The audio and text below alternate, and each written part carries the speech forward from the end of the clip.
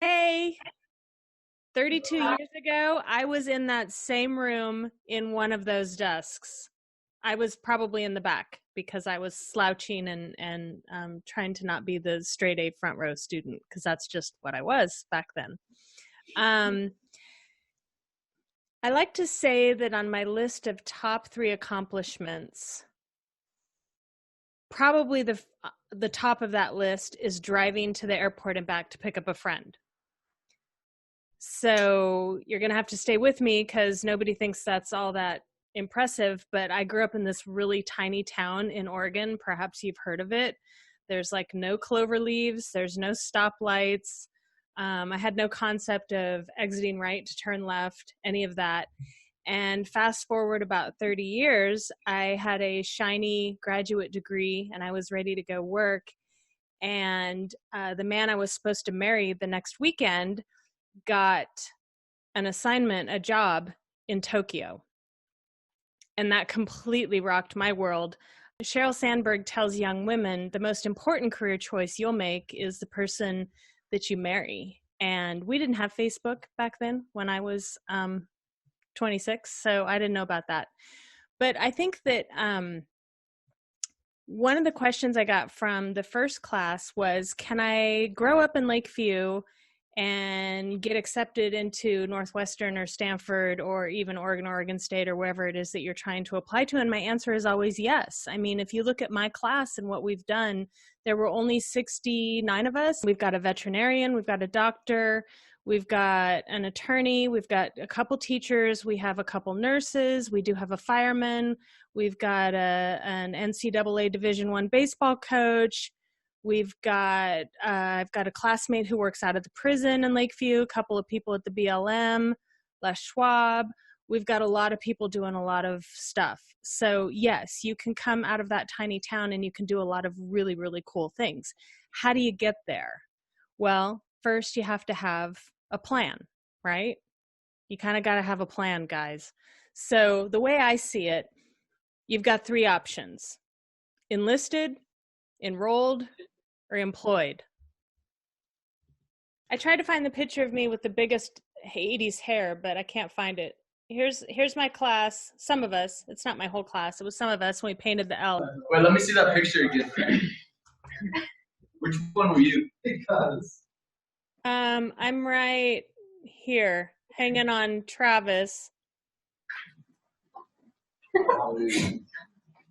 I don't know. Travis. Okay, so let's talk about this for a minute. Enlisted, enrolled, or employed. I chose enrolled. I really didn't have a choice. That was kind of what my parents forced me to do. And at the time, we were in a little bit of a different situation 30 some years ago. College did not cost what college costs now. I could get through a year of school on $6,000. Now that's barely going to pay room and board for you for 3 months. But anyway, I chose enrolled. 4 of my classmates joined the Army and they went under the buddy system. I don't know if the Army still does the buddy system, but one of those classmates was supposed to be my roommate in the dorm. And she backed out at the last minute because she was just worried. She didn't know if she had the money to pay for college. And so she backed out and joined the Army. And then she used her GI Bill later to pay for nursing school and an advanced degree. And she's got a pretty nice life now in Las Vegas. My husband chose enlisted. He was enlisted for 1 year in the Air Force. And then he enrolled in college. And then he got commissioned as an Air Force officer. And he served for 20 years and change. And the Air Force taught him how to fly airplanes, and he went out and saw the world. He flew all over the place. He retired in his 40s, and now he gets a check every month and medical benefits for life. So like most people who are active duty, my husband's Air Force experience qualified him for a second career. So now he flies for one of the major U.S. airlines. And it's a pretty good deal if you think in that direction, because you get the training, you get the education, you immediately start working, and you start getting paid. So whether you choose enlisted or enrolled, you're eventually going to end up in the last option. So stay with me here. If you're enlisted, you're already employed. If you're enrolled, you're either training for employment or you're working a part-time job to cover your tuition and your housing. Some of you are going to go straight into employment. And there's some great gigs out there, but you got to get a high school diploma. So that's why you're all still sitting in class right now, right? You've come this far, you might as well finish it out. So enlisted, enrolled, or employed, you got to choose one. Most of you are going to choose two. A few of you are going to accomplish all three. And it doesn't matter to me which one you choose, whether you're applying for a job or prepping for basic training, or you're writing a cover letter or filing a flight plan or writing a performance review because you have employees that you supervise. What's the one thing all those people are going to do? Write. You're all going to write in some capacity. So I'm going to give you my best advice to you overall as writers. When you hear hoofbeats, think horse, not zebra. And what does that even mean? I didn't make that up. So this man named Theodore Woodward in the 40s, he was a professor at the University of Maryland School of Medicine, and he told his interns that when you hear hoofbeats, think horse, not zebra, meaning keep it simple. Don't make things more complicated than they need to be. A simple sentence makes sense, and your goal here is to communicate. If you're not making sense, then you're not communicating. So think of hoofbeats and horses, keep it simple. Don't overcomplicate stuff. Don't try to sound smart or write with impressive words unless you are really smart or impressive. But seriously, otherwise, just be you. Because if you're a straight shooter and you come across as authentic, that's going to serve you well whether you're enlisted, enrolled, or employed. Authenticity is always a good idea. So I want to open this up for questions. And I'm hoping that one of you asks me, what's the one thing that I wish I could tell the 17-year-old me slouching in the back of the room right now? And I would tell her, like it or not, high school you is ending. Your future self hasn't arrived yet. So what you're working on now is you version 2.0. And you version 2.0 is kind of the best way I can describe it is it's the upgrade version of you that kind of bridges high school and your future self. And the next 5 or 6 years are really going to determine the course of your 40s, your 50s, and your 60s. So what you do with that time is going to affect really the rest of your life. This is an important version of you. Bless you. In the words of Canadian astronaut Chris Hadfield, I want to tell her this: don't let life kick you into the adult you don't want to become. And think about this, because if you choose to not make a choice, you're still making a choice. So a lot of you are going to get married or have kids. When you have those kids, statistically speaking, the age you are when you bring that first child into the world is going to determine not only your socioeconomic path, but also that of your child. And it probably will affect your education level and everything else. So I guess the quote I want to share with my 17-year-old self is, you are the sum of the 5 people you spend the most time with. And I didn't make that up. That's Jim Rowan. And if you stop and think about it, it's like, wow, okay, if you take the 5 people you spend the most time with and you average them, whoa, that's who you are. That's something to think about. So that's me. And now I want to talk about you. I want you to ask me questions about how to write a cover letter if you're trying to get a job. Ask me questions about why you shouldn't use the word passion in your college application essay. Ask me anything. Who's first?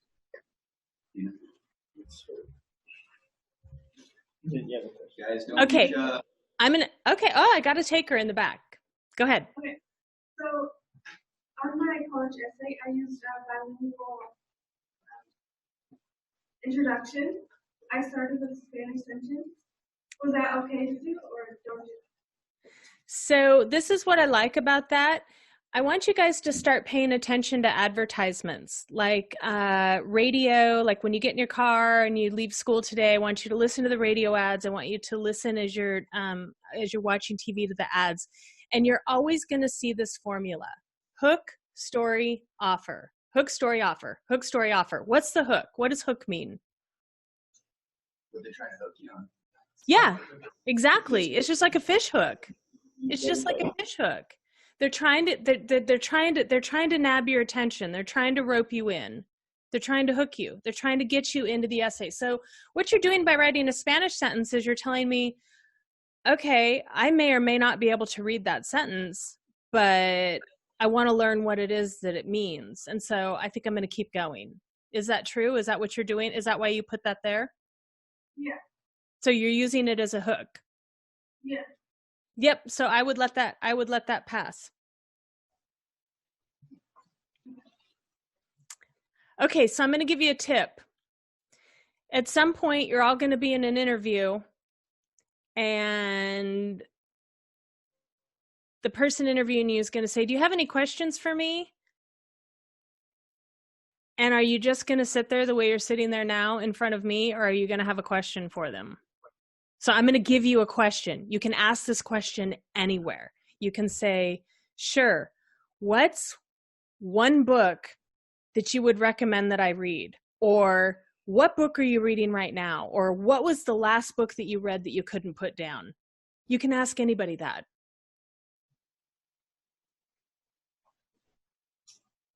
Okay, and I just bought you another 45 seconds to think of a question.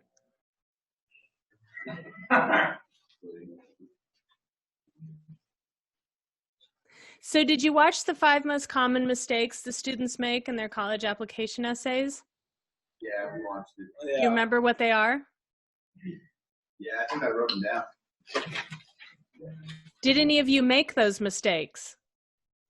Probably two. So it's like follow the writing steps. Okay, so but what are the 5 most common mistakes that students make? Beginning and ending With a rough draft. Nice. Okay. What else? I don't know. Preoccupied with the mechanics. Okay. Testimonials. Okay, I want to talk about testimonials for just a second because I'm seeing a lot of this year. It's not so much a testimonial per se, but it's a student who takes somebody else's story. So I'm going to ask you to not do that. Don't take somebody else's story and turn that into your application essay. If you're writing about a friend who had a struggle or a family member who's got a significant health battle, that's their story. It's not yours. And when you're writing about that story, you're talking a lot about how you feel and what you think about it and how it's affecting you.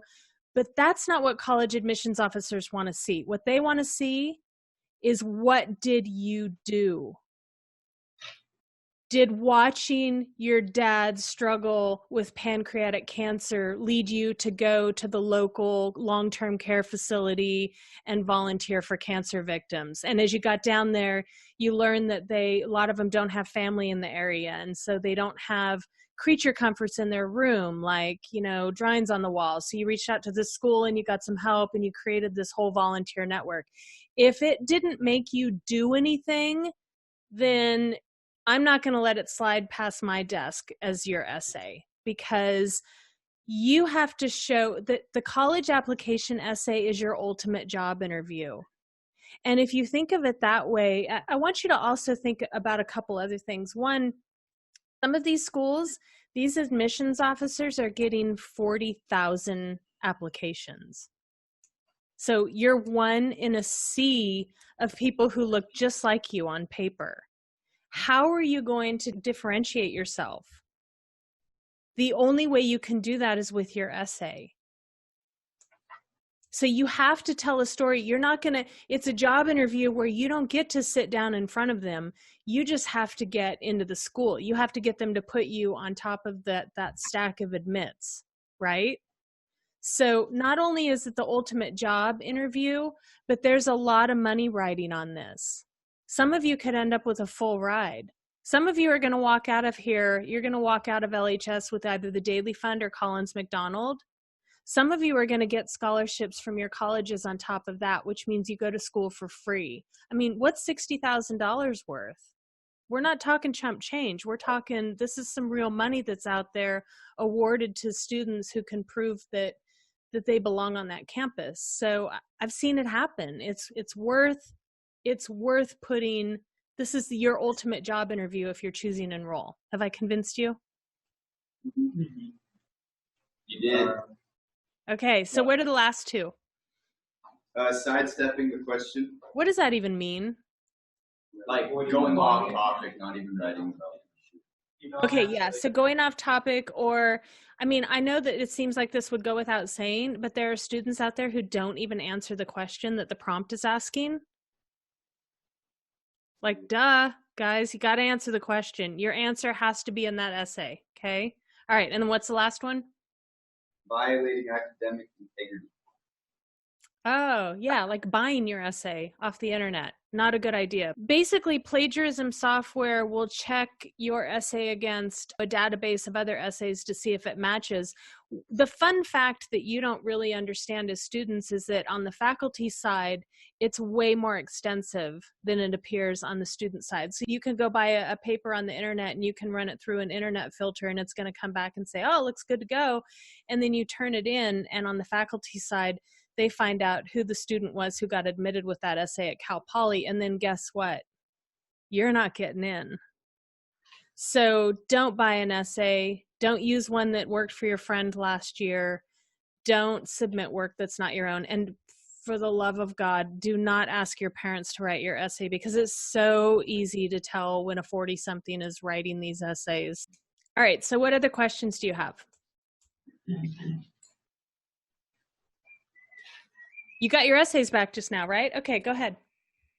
So how long should a college essay be? Well, it depends on, most of the time the prompts will give you the answer to that. Like, I don't know if any of you are using Common App or Coalition App, or if you're just using the prompts that come straight from the schools that you're applying to, but most of the time it will give you a word count restriction. If there is no word count restriction, I would be really, really, really leery of exceeding 800 words. That's not a lot. So my 500 that I assigned them was nice of me. Yes, that was very generous. I did not know that. I did not know you had a 500 word And assignment. mostly they just pulled that number out of thin air. 500 words is nothing. But it was 500 or less. So. Okay. All right. Yeah. 500 or less. So, I mean, and that's the assignment she just handed back to you. Is that correct? Yeah. Okay. So who's happy with their grade? Oh, they weren't graded yet. We all just got check marks. Oh, okay. So you either did it or you didn't, right? So is anybody still working on theirs? Several. Yeah. I see one hand. Okay. All right. So tell me what your idea is. What's your idea for your essay that you haven't written yet? So my idea is, I always write my body first. Okay. For any essay that I do, and I'm just gonna, yeah. So pretty much you're just gonna leave it until you say nothing. Okay. Yeah. Can I talk about that for a minute? Yes. All right, let's talk about that. So when you say always write the body first, you're talking about your 5-point hamburger essay. Is that correct? Yeah. Okay. So in a 5-point hamburger essay that every high school kid in the nation, that's what they've learned how to write. It's called a persuasive rhetorical mode. And the persuasive rhetorical mode is not the only rhetorical mode. It's just one rhetorical mode, and it's not the rhetorical mode that you will use to write your college application essay.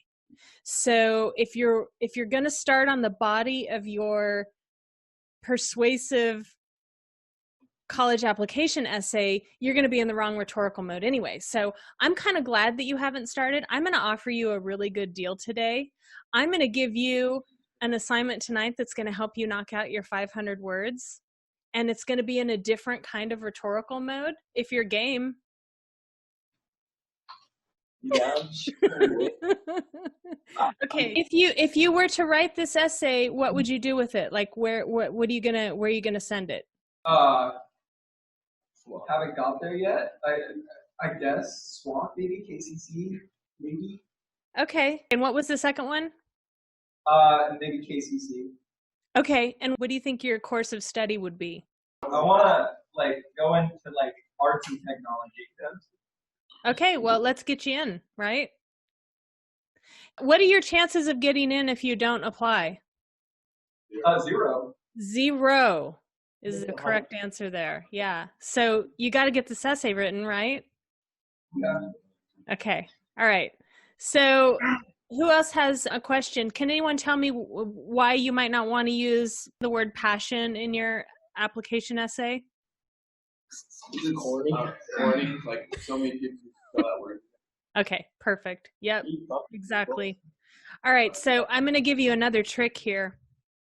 If you use the word affect, A-F-F-E-C-T, correctly, if you can find a way to work that into your essay correctly, that's bonus points.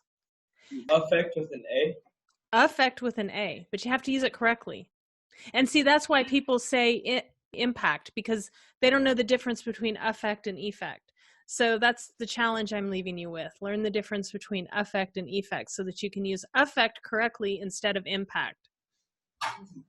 I know you're all thrilled. That was exciting. That's what happens. You get challenges if there's no questions to answer. So help your fellow classmates out. Does anyone have plans already to go straight to work? I'm on the edge of just going straight to work and making money or going to college. It just like depends on the scholarships and stuff. Oh, okay. Well, that's actually a decent plan. I don't know if they still do it this way, but when I was in high school, we had to wait for the moment that the list came out, that it started getting taped up on all the doors all around town of Daily Fund recipients. And that was, our decision, because if I hadn't gotten the Daily Fund, I wouldn't have gone to college. Where did you go to college? Oh, where did I go? Yeah. So I started out at Oregon State. Okay. And then my sophomore year, I transferred to the University of Oregon. Oh, okay. And then my senior year, I transferred back to Oregon State. Jeez. So you did 4 years of college? Yeah, 4 and change, yeah. How did you end up on the East Coast? I was working as a journalist, and I wanted Dan Rather's job. I don't even know if you guys know who that is. And you had to have a master's degree at the time to get into broadcast journalism. So I went back to school to get a master's degree. And was he on CNN, Dan Rather? I don't think we had CNN back then, did we? I don't think so. I'm talking people, we didn't even have the internet. We didn't have Google. So do you understand my task of driving across Tokyo to the airport? I couldn't read the language. I couldn't understand the signs. Oh, and they drive on the left over there. It was crazy. It was crazy. It was like my biggest accomplishment ever after learning how to drive in Lakeview. So I was just graduated right after I finished grad school. The week before my wedding, my husband he was an Air Force pilot, and he got stationed in Tokyo. So that's how I ended up in Tokyo. And eventually he did a tour at the Pentagon, and that's how we ended up in Virginia. Okay. In the DC area. You liked it back there? I love it. I love DC. It's a great town. Virginia's a lot like Oregon. I think it's probably my adopted home state. There's ocean, there's mountains, there's hiking, there's lakes, there's, you got that whole DC thing in your backyard. I think if you had told a 17-year-old me that I'd be here in 32 years, I would have been pretty excited, but I wouldn't have known how to get from A to B. Which I think should excite you, because there's a lot of really cool things that are about to happen to you. That's pretty exciting. It's a little stressful. It's kind of scary, but it's also pretty exciting. But these are some critical 5 years. So plan your life. Figure out what you want to do. Create the life that you want to have. Don't just sit back and let life kick you into where you're going to go. Don't just go work a job because it's easy and with no real direction, because the time to find that direction, the time to create who you want your life to be is now. It's a lot harder to do when you're 40. And I know that in your minds right now, you'll never be 40, but it's astonishing how fast 40 happens. So nothing, you don't see anything on your essay that you're not sure what to do? Did she make a comment that you don't know what to do with? I only put a check mark on. Oh, that's right. Checks or no checks. Okay. Anyway. That was a pass fail. Right. Okay. I didn't put anything on there because I wanted them to look at their notes. I wanted them to be able to ask questions of you to see what they could add without feedback from me. And now that the second piece of the assignment will be to take this, and again, the 5 common mistakes, to not do them, and what you've learned today, and keep adding, keep writing to get the very best essay you can write. And then you're going to share that with me and with Christine and get feedback. Okay? So I sent you all an email that outlines that, right? And so that's what I'd like you to do. Okay, so who has an essay in front of them that they think could be better?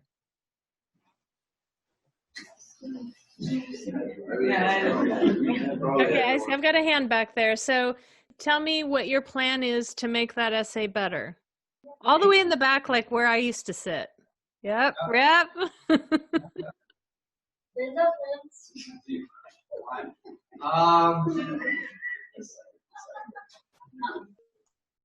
So I'm looking at this and I'm noticing that there's a lot of repetition, a lot of phrases that I'm using over and over, and so I'm going to have to try and rewrite some of this and make it to where it's not quite as repetitive. Okay, so I'm going to put you on the spot here.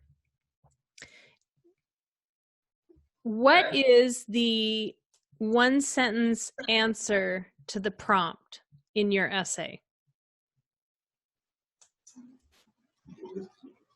I could not tell you that. Okay, so I'm going to suggest that you start there. Because if you don't know what you're trying to say, how's your reader ever going to figure it out? And I'm not picking on you, I'm talking to all of you. If you don't have a clearly defined one sentence answer to that prompt, how are you going to then communicate that to me? Fair? Okay. Questions?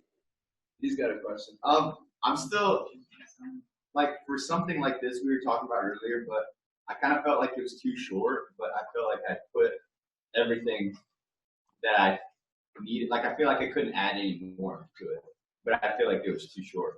I think that if you really wanted to write 800 words, I could talk your teacher into it. Yeah. That's a lot, though. Like, I had 2 pages. Didn't you try to keep it under a page, at least? Well, okay, look. I taught college essay writing for 6 years. I had students who thought that they could turn their text white to count in the word count if I was just lazy and just selected all and ran it. It doesn't matter if you have 1 page or 2 page. It really, the word count kind of doesn't matter either. You should write what the story's worth, but the word count is going to matter if your school that you're applying to has put a restriction on it. So 500 words, I think is I'm going to say it's not enough. There's a lot of schools out there who will only let you write 250. It gets really challenging. It's really, Twitter kind of changed the game where it made all of us focus on what am I trying to say? And then I've got to really trim it down, cut it down. It's a lot of work to cut an essay into 250 words. It's not giving you a break so that you don't have to write so much. It's creating work for you to take what you need to say and get it into that tight little small space. Remember, this is your ultimate job interview. There's a lot of money on the line. If you're looking for scholarships, you're probably talking anywhere from $20,000 to $40,000 that these schools are offering. One of my students last year got waitlisted at the UW, and she came to me and said, "Can you help me write a letter of appeal?" And I said, "Sure, but we're not going to call it a letter of appeal. We're going to call it a letter of continued interest." And we wrote the letter of continued interest. I asked her some questions, and I found out as I was working with her that not only was she a first-generation college student, but she was a first-generation high school graduate. And she was the oldest of 3 girls, and she worked a full-time job in addition to a varsity sport and still had a 3.8. And I said, was any of that in your essay? And she said, no, I didn't do the essay because it was optional. So we submitted her letter of continued interest, and within the week, she had a full ride to the UW. I mean, we're talking $60,000 if you add up 4 years of college and room and board tuition. And, you know, I'll tell you, these Oregon schools know about Lake County kids. They know that you've got that money coming. They know that if they bring you in and you've got that fund, then they can afford to pay you some money because you're a good bet. Because statistically, kids from Lake County graduate college. They graduate at a much faster rate than the national average. The national average is about 6 years to finish college. Kids from Lake County are getting through in 4. And they're going on for advanced degrees in higher numbers than anywhere else in the country because you're not saddled with the student debt that the rest of the nation's kids are, because you have this tremendous opportunity. Every year at Memorial Day, my mom goes to Dr. Daly's grave and she puts flowers down because my brother and sister and I could not have gone to college if we hadn't gotten that fund. And there's some tremendous opportunities that come out of Lake County. I just want to be sure you guys know that and you can take advantage of it. Any more questions? So, like, do you still have a chance even if you don't have an outstanding, like, GPA or SAT scores? I would say you always have a chance. You could take a couple classes at a community college and pull your GPA up, or you can just start today and get that GPA up. What colleges want to see is they want to see an upward trend in the students that they're admitting. So even if you get admitted to Harvard this fall, if you fail spring semester of your senior year, they're going to rescind that offer. There's lots of stories out there of kids who lose their acceptance letters. So yes, there's always a chance. Go ahead. So how much of it is SAT scores versus GPA? Is it majority GPA or is it majority of SATs that they look at? So if you could find a way to bottle the answer to that question, you're going to make millions, because this whole process is really flawed. I think our country's kind of up in arms right now with this whole college admission scandal. There's a lot of problems with it. And the only thing you can really do is to make sure that if somebody else looks just like you on paper, they've got a comparable GPA, they've got comparable test scores, they took all the same AP classes, you know, whatever, varsity, whatever, activities, student extracurriculars. You just want to make sure that your essay's better than theirs.